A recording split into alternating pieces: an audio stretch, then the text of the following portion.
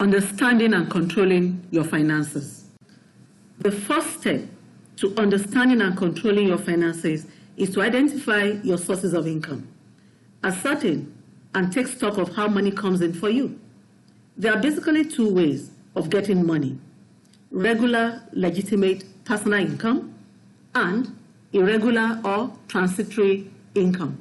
Your source of income and take home, therefore, will include salaries and allowances, income from business, inheritance, income from investment, like dividend, like capital gains, like interest income, royalty income, rental income. In the quest to make money, we must avoid greed and get rich quick mentality. It can ruin our career and create reputational problems.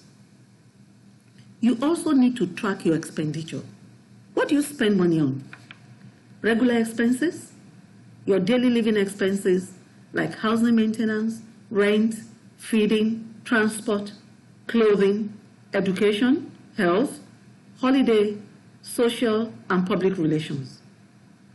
You spend money on problems, issues that come up, and you need to spend money.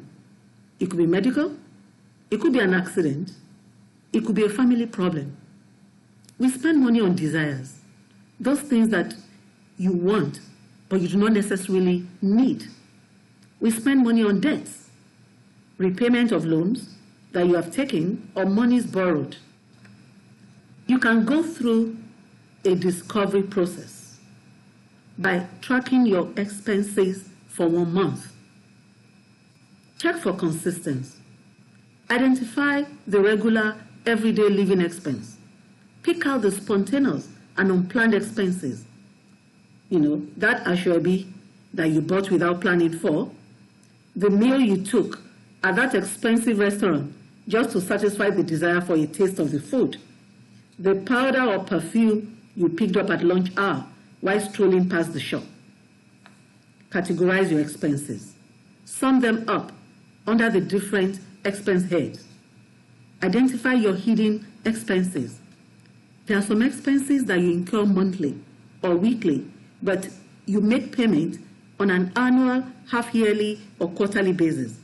Things like your medical or car insurance, maintenance of your car or generator, payment of subscriptions. Now, you need to sum up these expenses for the year, and then you divide by 12. You now take 1/12 and add to the expenses you are tracking for the month. Now that you have ascertained your income and tracked your expenses, you are in a position to identify the reason for financial stress, if any. You will go ahead and match your income for the month against your expenses in that month and determine if you have a surplus or you have a deficit.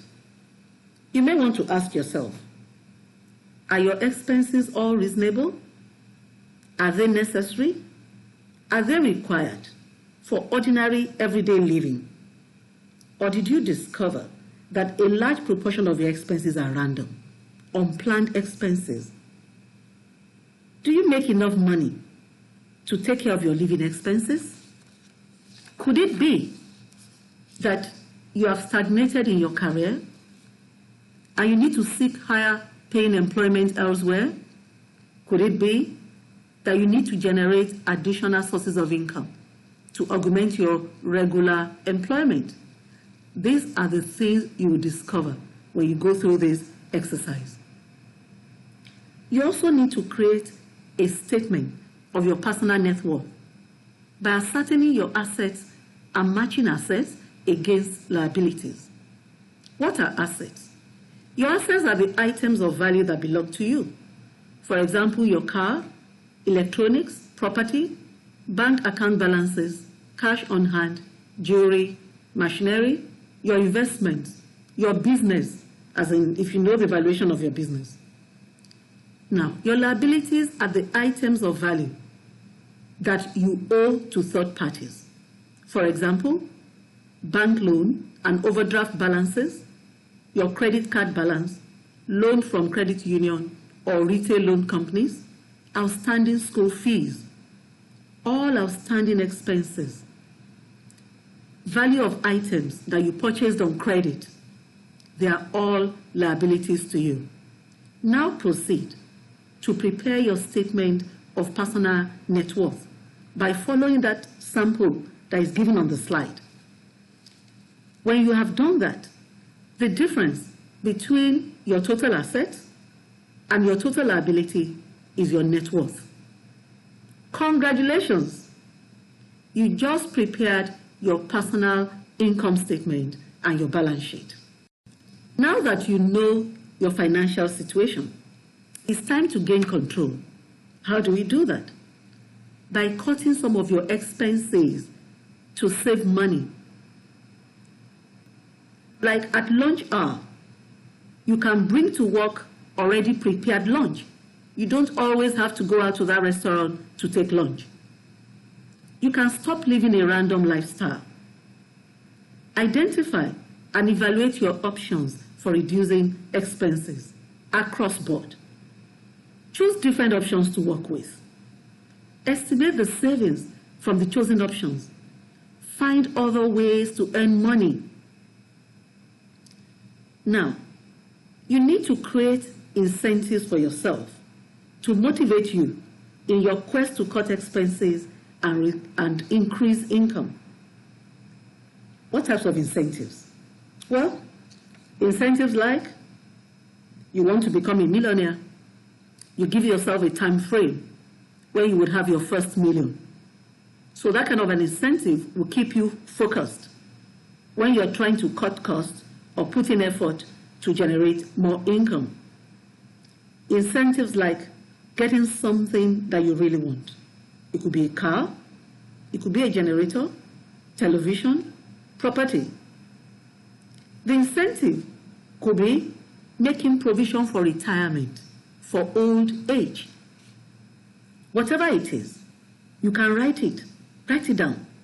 Write it on those stick-on notes. Place it in strategic positions in your house. You can stick it on your fridge, on your bathroom mirror, on your bedroom door, on the dashboard in the car, to remind yourself of the reason why you are cutting costs and working harder to increase income. There is something called the Parkinson Law, which says that as income increases, expenses increase to meet up with the income. Everything we learn here will be totally useless if you fail to develop the capacity to control your expenses, if you allow your expenses to increase because your income has increased. The control of expenses is what you will do throughout your life. And for every time you fail to control your expenses in line with your budget, you set yourself up for financial crisis. Now, this is a 10-minute quiz to help you in assessing your personal finance fitness level. Note your responses as we go through, whether it is a yes or a no. Are you 30 or older? Do you have at least 3 months of living expenses saved to cover emergencies? Are you participating in your company's pension program? Do you save or invest beyond your retirement plan or emergency fund? Do you know how much you need to save each month to retire at the age that you like? Do you have a life insurance? Do you have adequate car insurance coverage? Do you have health insurance? Do you have insurance that covers disability? Do you have a will? Do you spend less than 25% of your income on your rent or mortgage? Are you investing or saving money with each paycheck in a savings account, money market account, or in a mutual fund? Are you paying your debts as they fall due in full each month? Are you paying all your bills in full each month? Do you know the interest rates on your checking, savings, and loan accounts? Have you reviewed your loan account lately? Do you balance your checkbook each month?